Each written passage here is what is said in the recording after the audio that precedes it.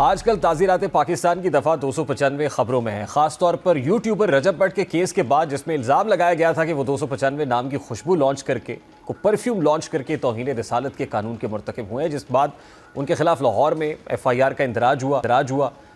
FIR में पेका act और मजहबी जज्बात मजरू करने की दफ़ात शामिल की गई हैं। उन पर इल्ज़ाम आयद है कि उन्होंने अपने बयानात से दफ़ा 295A और 295C 295C की तौहीन की है। इस तनाज़े के बाद, यानी बेसिकली ये दफ़ात जो हैं वो लगती हैं, और इस तनाज़े के बाद रजब भट्ट उम्रा करने मक्का मुकर्रमा पहुँचे और खाना काबा के सामने खड़े होकर एक वीडियो बनाई, जिसमें हालत एहराम में माफ़ी मांगते हुए उन्हें देखा गया। अब ये साहब हमेशा तनाज़ात में घिरे रहे हैं। गुज़श्ता बरस दिसंबर में लाहौर की पुलिस ने रजब भट्ट को लाइसेंस के बगैर शेर का बच्चा और असलहा रखने पर गिरफ्तार किया। ये इल्ज़ाम भी आया कि सोशल मीडिया पर वो अपने कंटेंट के ज़रिए नौजवान नस्ल को गुमराह करते हैं। अक्सर टिकटॉक सेशंस में रजब भट्ट गालम गलोच करते भी नजर आते हैं। अब ये तमाम बातें उनको मुतनाज़ा बना रही हैं और अब इन पर तौहीन रिसालत के कानून की खिलाफ वर्जी का भी इल्ज़ाम लग गया है। अब रजब भट्ट पर जो FIR दर्ज हुई है, उसके मतन के मुताबिक रजब भट्ट ने अपनी वीडियो में कहा है कि उनके उस्ताद सिद्धू मूसेवाला पर भी 295 दफ़ा लगी थी और उन पर भी 295C और 295A की दफ़ा लगी। दरख्वास्त गुजार ने इल्ज़ाम आयद किया है कि रजब भट्ट ने कहा है कि वो 295 के नाम से अपना परफ्यूम भी लॉन्च करने जा रहे हैं। अब लाहौर पुलिस ने दरख्वास्त पर पेका एक्ट 2016 के तहत मुकदमा दर्ज करके कार्रवाई का आगाज़ कर दिया है और पुलिस का कहना है कि मामले की मुकम्मल तहकीकात जारी है और कानून के मुताबिक कार्रवाई अमल में लाई जाएगी। अब दूसरी जानिब रजब भट्ट के वकील इरफान हैदर नकवी ने इस हवाले से अपने बयान में कहा है कि लाहौर में FIR दर्ज होने से कबल एक FIR कराची में भी 295A की दफ़ात के तहत दर्ज हुई थी। रजब भट्ट को इल्म नहीं था कि 295 क्या है, तो इस वजह से रजब भट्ट ने कह दिया कि उन पर भी 295 लगी और उनके उस्ताद सिद्धू मूसेवाला पर भी लगी। रजब भट्ट इंडिया के पंजाबी गुलकार सिद्धू मूसेवाला के फॉलोअर हैं, वो अपने आप को उसका फॉलोअर कहते हैं और सिद्धू मूसेवाला के गानों में पंजाब के कल्चर को लेकर जोश और वलवला होता था, इसलिए कई नौजवानों की तरह रजब भट्ट भी सिद्धू मूसेवाला के फ़ैन है। अब ये भी कयासराइयाँ की जा रही हैं कि रजब भट्ट मुल्क छोड़कर चले गए हैं और उनकी एक वीडियो भी वायरल हुई है जिसमें वो ये कहते हुए नजर आते हैं कि आज लाहौर में खरी रात है। अब ये वाज़ेह नहीं है कि ये पैगाम किस हवाले से था। ऐन मुमकिन है कि ये पैगाम उस वक्त का हो जब वो उम्रे की अदायगी के लिए सऊदी अरब रवाना होने वाले थे, जब वज़ीर इत्तलात पंजाब उज़्मा बुखारी से सवाल पूछा गया कि रजब भट्ट मुल्क में है या नहीं, उनके मुकदमे का क्या बनेगा। तो इस पर उज़्मा बुखारी ने क्या जवाब दिया, ज़रा वो भी आपको दिखाते हैं।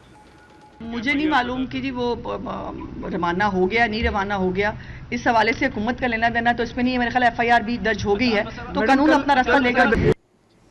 इस सारे मामले पर बात करने के लिए रजब भट्ट के जो लॉयर हैं इरफान हैदर नकवी साहब इस वक्त हमारे साथ स्टूडियोज़ में मौजूद हैं।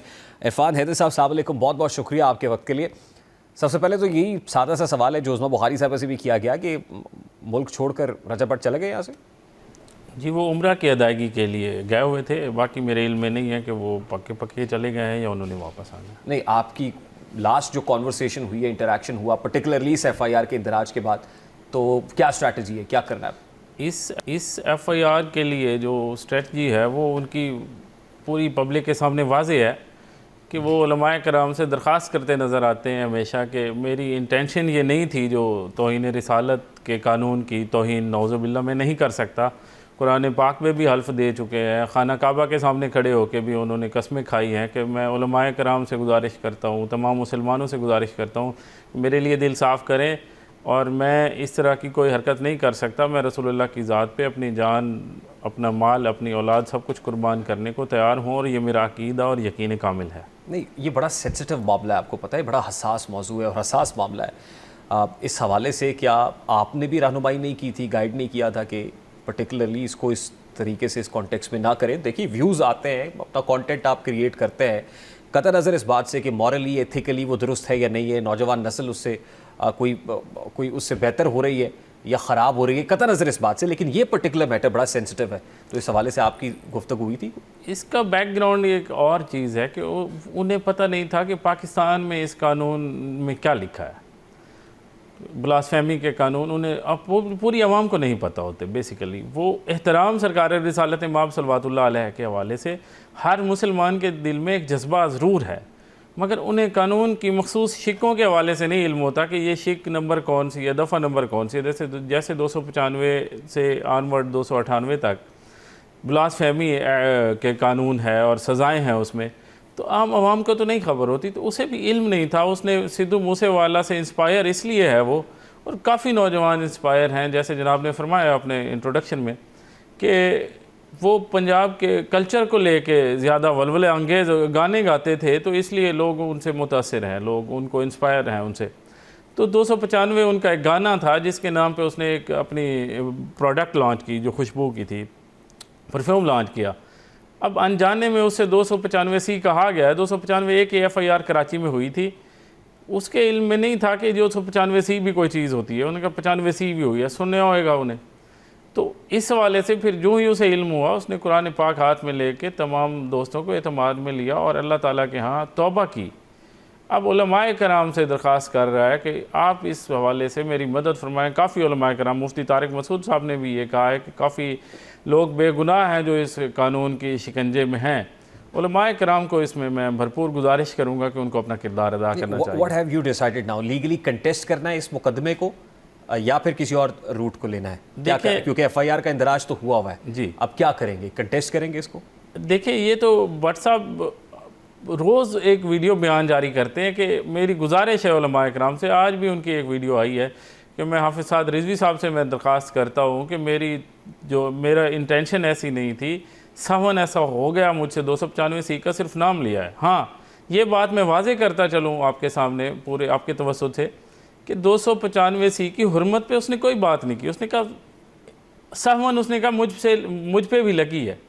उसने इसकी हुर्मत पे भी पूरे कसम खा के कहा है कि मैं इस कानून की हुर्मत का मुकम्मल पासदारी करता हूँ और मुझे मुकम्मल यकीन है, जैसे एक आम मुसलमान को यकीन होता है। नहीं, FIR का इंदराज होने के बाद जिसमें ताज़ीरात पाकिस्तान के साथ 295C लग चुकी है, फिर भी नहीं पता था 295C क्या है। 295C नहीं लगी, फखरी अंदाज में जो है वो ये बता रहे हैं। 295C उन पे लगी नहीं है, 295A लगी है। 295C अगर लगी होती तो हम सबसे पहले मुखालिफ होते उसके और उसके ख़िलाफ़ सज़ा का तयन करने वालों की मदद करते।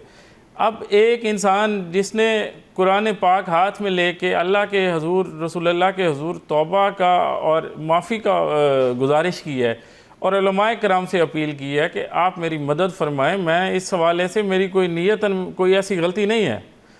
एक आमदन गलती होती है जिस पे बंदा डट जाता है, वो काबिल सज़ा है। जो एक बंदा भूल चूक में अगर रोज़ा भी टूट जाए आजकल रमज़ान शरीफ में, तो उलमाए कराम के तमाम मसालिक मुतफ़क़ हैं इस पे कि जो भूल चूक में काम हो उससे रोज़ा टूटता नहीं है। जब रोज़ा नहीं टूटता, ऐसी कई मिसालें हैं रसूलुल्लाह की ज़िंदगी में कि माफ़ करना उनकी एक शान है। रहमत लिल आलमीन जिस हस्ती का नाम है, जिस हस्ती को कुरान पाक में अल्लाह ने कहा है वमा अरसलनाका इल्ला रहमत लिल आलमीन, कि मैं आपको सिर्फ रहमत लिल आलमीन बनाकर भेजेंगे। अब आपने कौन सा रूट लेना है? मेरा सवाल वही है, लीगली इसको परसू करेंगे, कंटेस्ट करेंगे या फिर दरख्वास्त करेंगे उलमाए कराम? उलमाए कराम से पहली दरख्वास्त ये है कि उस पर अपना कंसेंसस करके उसको देखें और उसको माफ़ फरमाएं कि अल्लाह ताला की ज़ात भी माफ़ कर देती है, रसूलुल्लाह भी रहमत लिल आलमीन है, तो उलमा को भी वो शान दिखानी चाहिए कि एक इंसान की जान का मामला है। ठीक, तो अगर वो डट जाता तो फिर वो काबिल सज़ाए मौत था। अगर डटा नहीं है, उसे एहसास है कि मुझसे गलती से एक लफ्ज़ बोला गया 295C, तो लफ्ज़ बोलने पे तो कोई मेरे ख्याल में ताज़ीर नहीं। तो उस वक्त तक जब तक यहाँ से कोई सिग्नल नहीं आता है, वो फैसला कर चुका है कि बाहर ही रहना है? ये फ़ैसले क्या मुझे उन्होंने आगाह नहीं किया, लेकिन बाहर रहना चाहिए जब तक ऐसी चीज़ें होती हैं, जब तक उलमाए कराम ख़ास तौर पे अपना बयान नहीं देते। हाफिज़ साद साहब से भी दरख्वास्त करते हैं, मैं आपके तवज्जुह से भी अर्ज़ कर रहा हूँ कि उन्हें भी देखना चाहिए कि इस मामले की संगीनी क्या है और इसमें नरमी कितनी बरत सकते हैं वो। ठीक, तो वो जो मैसेज था कि मैं आज आखिरी दिन है या आखिरी रात है लाहौर में, वो इसी नीयत से था कि अब तभी वापसी होगी जब यहाँ से कोई ग्रीन सिग्नल होता है या कोई गुंजाइश पैदा होती है। जब इतने लोग उनके ख़िलाफ़ बयानबाजी कर रहे हों तो बेहतर है कि उन्हें बाहर रहना चाहिए। ये आप बतौर वकील भी मशवरा दे रहे हैं? मैं तो यही कह रहा हूँ कि पाकिस्तान का इमेज भी इसी में बेहतर रहेगा कि यहाँ कुछ ऐसा इंसिडेंट ना हो जब तक उलमाए कराम अपना बयान जारी ना फरमाएं। काफ़ी मुफ्तियान कराम, काफ़ी उलमाए कराम ने इसी मामले को लेके बयान किया है, शिया सुन्नी उलमाए कराम ने, कि उस पर यह नहीं लगती ताज़ीर। उसने अनइंटेंशनली जो कहा है इस्लाम में इसकी गुंजाइश है और उसे माफ़ कर दिया जाए। ठीक, लास्टली जो कंटेंट ज़ाहिर है जिसके जो ऑब्जेक्शनेबल कंटेंट होता है, क्योंकि हमने जैसे बहुत सारी एग्जांपल्स कोट की कि शेर का बच्चा रखने पे या असलहा रखने के ऊपर या दीगर और भी कंट्रोवर्शियल मामला हैं जिस पे कानून की गिरफ्त में पहले भी आ चुके हैं, तो कोई मशवरा इस हवाले से देंगे या आप कहेंगे नहीं ठीक है क्योंकि बतौर लॉयर खिदमात तो लेते रहते हैं? नहीं, मैं ये कहूँगा कि इस सोसाइटी पे बहुत बड़े इन्फ्लुएंसर हैं वो। नौजवानों पे भी असर पड़ता है। तो मैंने तो पहले अपने इंटरव्यूज़ में कहा है, उन्हें भी पर्सनली मेरी रिक्वेस्ट है कि इसमें कंटेंट गाइड रखें, वो कंटेंट एडवाइज़र रखें कि जो भी कंटेंट क्रिएट करते हैं उसमें कोई ऐसा वायलेंस नहीं होना चाहिए, और उनकी शख्सियत के लिए भी यही बेहतर होगा। और जाहिर है ये बहुत इंपॉर्टेंट है कि जब आप इन्फ्लुएंसर हैं और इस तरह का कंटेंट कर रहे हैं तो एटलीस्ट जो ये सेंसिटिव मामला है इस पर किसी से पूछ लेना चाहिए ना, अपने लॉयर से बात कर लें कि ये शक किस मुतालिक है, या और कोई सब्जेक्ट जिसके ऊपर एकेडमिक गुफ्तगू करनी है आप उस पर्टिकुलर सब्जेक्ट के एक्सपर्ट से पूछ लें कि ये किस मुतालिक है, गाइडेंस ले लें, क्योंकि आप जाहिर है रीच आपकी बहुत ज़्यादा है, आवाज़ मैसेज तक जाती है। वो कहते हैं कि अक्ल जो है ना वो बादाम खाने से नहीं आती, चोट खाने से आती है। तो अब उन्हें ये अंदाज़ा हो गया है इस बात का कि उन्हें कंटेंट एडवाइज़र ज़रूरी है। इसके बाद रजब भट्ट, मुख्तलिफ रजब भट्ट होगा? यकीनन इंशाल्लाह होगा, और उसे होना चाहिए। अगर अपनी जान अजीज़ है या उसे अल्लाह के यहाँ अपने आप को सुरखरू रखना है और आवाम के सामने भी बतौर इंसान को चोट खा के संभल जाना चाहिए।